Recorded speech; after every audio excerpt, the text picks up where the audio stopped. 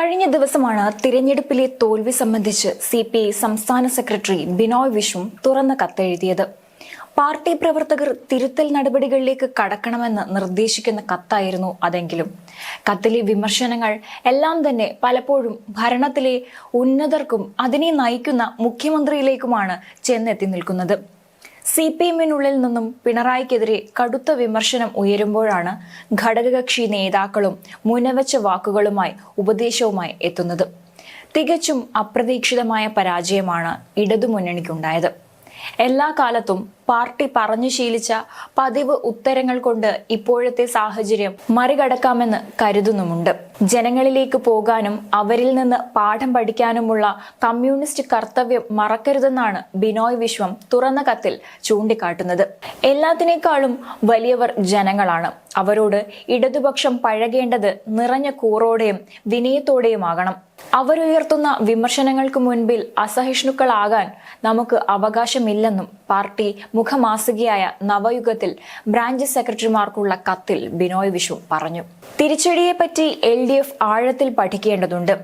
മുന്നണി കൂട്ടായും ഘടകകക്ഷികൾ ഒറ്റയ്ക്കും സ്വയം വിമർശന ബുദ്ധിയ ഈ പഠനം ഏറ്റെടുക്കണം. ബൂത്ത് തലത്തിലുള്ള വിശകലനം നടത്തി പഠനം നടത്തണം. എല്ലാ ബ്രാഞ്ചുകളും അടിയന്തിരമായി ഇത് നടത്തണം. നമ്മുടെ സ്വന്തമെന്നു കരുതി പോന്ന ജനവിഭാഗങ്ങളുമായി ഇന്ന് പഴയ പോലെ ബന്ധമുണ്ടോ എന്ന് പരിശോധിക്കണം. ഇടതുപക്ഷത്തുള്ള വിശ്വാസത്തിന് ഇടിവുണ്ടായത് എങ്ങനെയാണെന്ന് തിരിച്ചറിയണം. RSSനാൽ നയിക്കപ്പെടുന്ന BJP ആദ്യമായി 16.68% വോട്ട് നേടി. ഒരു മണ്ഡലത്തിൽ വിജയിക്കുകയും ചെയ്തിരുന്നു. 11 നിയമസഭാ മണ്ഡലങ്ങളിൽ BJP മുൻപിലെത്തി. രാജ്യത്താകെ BJP തിരിച്ചടി നേരിട്ടപ്പോൾ പ്രബുദ്ധമെന്ന് എല്ലാവരും പറഞ്ഞു പോന്ന കേരളത്തിന്റെ ഈ അനുഭവം നിസ്സാരമായി കാണാവുന്നതല്ല. ഇപ്പോൾ സംഭവിച്ച തിരിച്ചടികൾക്കെല്ലാം മറുപടി വരുന്ന തിരഞ്ഞെടുപ്പിലാണ് നാം നൽകേണ്ടതെന്നും കത്തിൽ പറയുന്നുണ്ട്. ബ്രാഞ്ച് സെക്രട്ടറിമാർക്കാണ് കത്തെങ്കിലും കത്തിലെ വിമർശനങ്ങൾ പലതരത്തിൽ വ്യാഖ്യാനിക്കാവുന്നതാണ്. ബിനോയ് വിശ്വത്തിന്റെ പല വിമർശനങ്ങളും ലക്ഷ്യമിടുന്നത് CPM-ലെ ഉന്നതരെ കൂടിയാണെന്ന വ്യാഖ്യാനം ഇതിനോടകം വരികയും ചർച്ച ചെയ്യപ്പെടുകയുമാണ്. മൈക്കോപ്രറ്ററെ മുഖ്യമന്ത്രി പിണറായി വിജയൻ ശകാരിച്ചത് ഉൾപ്പെടെയുള്ളവ CPM കമ്മിറ്റികളിൽ വിമർശന വിധേയമാകുന്നതിനിടെയാണ് ബിനോയ് വിശ്വത്തിന്റെ കത്ത് പുറത്തുവരുന്നത് എന്നതും ശ്രദ്ധേയമാണ്. സ്വന്തം തട്ടകമായ കണ്ണൂരിൽ പോലും മുഖ്യമന്ത്രി കടുത്ത വിമർശനം നേരിടേണ്ടി വന്നിരുന്നു. മുഖ്യമന്ത്രി പിണറായി വിജയന്റെ മകൾ വീണ വിജയനെതിരെ കണ്ണൂർ ജില്ലാ കമ്മിറ്റി യോഗത്തിലും വിമർശനം ഉയർന്നത് നേതൃത്വത്തെ ആശ്ചര്യപ്പെടുത്തുന്നുണ്ട്. ചരിത്രത്തിൽ ആദ്യമായാണ് മുഖ്യമന്ത്രിക്കും കുടുംബത്തിനുമെതിരെ സ്വന്തം തട്ടകമായ കണ്ണൂരിൽ നിന്ന് ആരോപണമുയരുന്നത്. മുഖ്യമന്ത്രിയുടെ മകൾ വീണയുടെ കമ്പനിയായ എക്സാലോജിക്കിൽ നടത്തിയ മാസപ്പടി വിവാദം പൊതുസമൂഹത്തിൽ പാർട്ടിക്ക് അവമതിപ്പുണ്ടാക്കിയെന്നാണ് കണ്ണൂരിലെ മുതിർന്ന നേതാവ് കഴിഞ്ഞ ദിവസം നടന്ന തിരഞ്ഞെടുപ്പ് അവലോകന ജില്ലാ കമ്മിറ്റി യോഗത്തിൽ തുറന്നടിച്ചത്. ഈ വിമർശനങ്ങളിൽ മുഖ്യമന്ത്രി കടുത്ത അസ്വസ്ഥനാണെന്നാണ് റിപ്പോർട്ടുകൾ. കരിമണൽ കർത്തയോട് മാസപ്പടി വാങ്ങിയെന്ന വിവാദത്തിൽ വീണ എന്തുകൊണ്ട് പ്രതികരിക്കുന്നില്ലെന്നും ഇദ്ദേഹം ചോദിച്ചിരുന്നു. പാർട്ടി നേതാവായ AK ബാലനല്ല വീണയ്ക്കെതിരെ ഉയരുന്ന സാമ്പത്തിക ആരോപണങ്ങൾക്ക് മറുപടി നൽകേണ്ടത്. മുഖ്യമന്ത്രിയും കുടുംബവും ഈ കാര്യത്തിൽ മൗനം പാലിക്കുന്നത് പാർട്ടിയെ സംശയത്തിന്റെ നിഴലിൽ നിർത്തുകയാണെന്നും മുതിർന്ന നേതാക്കളിൽ ഒരാൾ ആരോപിച്ചിരുന്നു. മുഖ്യമന്ത്രിക്കെതിരെയുള്ള വിമർശനം കത്തിക്കയറുന്നതിനിടയിലാണ് MV ഗോവിന്ദൻ മുഖ്യമന്ത്രിക്ക് സംരക്ഷണ വലയം തീർക്കുന്നത്. CPM-ൽ പിണറായി വിജയൻ ഒറ്റപ്പെടുന്നില്ലെന്ന് ഉറപ്പാക്കാനാണ് MV ഗോവിന്ദൻ ശ്രമിക്കുന്നത്. കണ്ണൂർ ജില്ലാ സമ്മേളനത്തിൽ മുഖ്യമന്ത്രിക്കായി വലിയ പ്രതിരോധമാണ് MV ഗോവിന്ദൻ ഉയർത്തിയത്. മുഖ്യമന്ത്രിയെയും കുടുംബത്തെയും ഒറ്റതിരിഞ്ഞ് ആക്രമിക്കരുതെന്നാണ് CPM സംസ്ഥാന സെക്രട്ടറി MV ഗോവിന്ദൻ ആവശ്യപ്പെട്ടത്. ഭരണത്തിലെ വീഴ്ചകൾ തിരിച്ചടിയായിട്ടുണ്ടെങ്കിലും കടുത്ത ഭരണപരാജയമെന്ന് പറയുന്നതിൽ അർത്ഥമില്ലെന്ന് കണ്ണൂർ ജില്ലാ കമ്മിറ്റിയിൽ ഉയർന്ന വിമർശനങ്ങൾക്ക് മറുപടിയായി അദ്ദേഹം പറഞ്ഞിരുന്നു.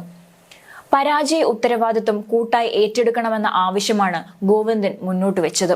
എന്നാൽ ഇടതു കൺവീനർ EP ജയരാജനെതിരായ പരാമർശങ്ങളിൽ ഗോവിന്ദൻ പ്രതികരിച്ചതുമില്ല. എന്തായാലും കണ്ണൂരിലെ CPM-ൽ ഗ്രൂപ്പ് സമവാക്യം മാറുകയാണ്. അതേസമയം P ജയരാജൻ കരുത്തനാകാനുള്ള സാധ്യതയുമുണ്ട്. ഇത് മനസ്സിലാക്കിയാണ് MV ഗോവിന്ദന്റെ അഭിപ്രായങ്ങൾ വരുന്നത് എന്ന വിലയിരുത്തലുകളാണുള്ളത്.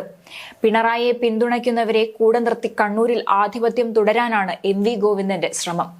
ഓരോ വ്യക്തിക്കും പ്രത്യേക ശൈലി ഉണ്ടാകുക സാധാരണമാണെന്നാണ് ഗോവിന്ദൻ പറയുന്നത്. അത് പെട്ടെന്ന് മാറ്റാൻ സാധിക്കില്ല, എന്നാൽ മാറ്റേണ്ട ചിലതുണ്ട്. പ്രവർത്തകരുടെ ആഗ്രഹത്തിനൊത്ത് ശൈലി മാറ്റാൻ താൻ തയ്യാറാണെന്ന് അദ്ദേഹം വ്യക്തമാക്കി. ഒരു മൈക്ക് ഓപ്പറേറ്ററെയും ശാസിച്ചിട്ടില്ലെന്ന് തനിക്കെതിരെ ഉയർന്ന മൈക്ക് വിവാദത്തിന് മറുപടിയായി ഗോവിന്ദൻ പറഞ്ഞിരുന്നു. ഫലത്തിൽ പിണറായിയുടെ ശൈലിമാറ്റം അതിവേഗം നടക്കില്ല എന്ന സന്ദേശമാണ് ഗോവിന്ദൻ നൽകുന്നത്.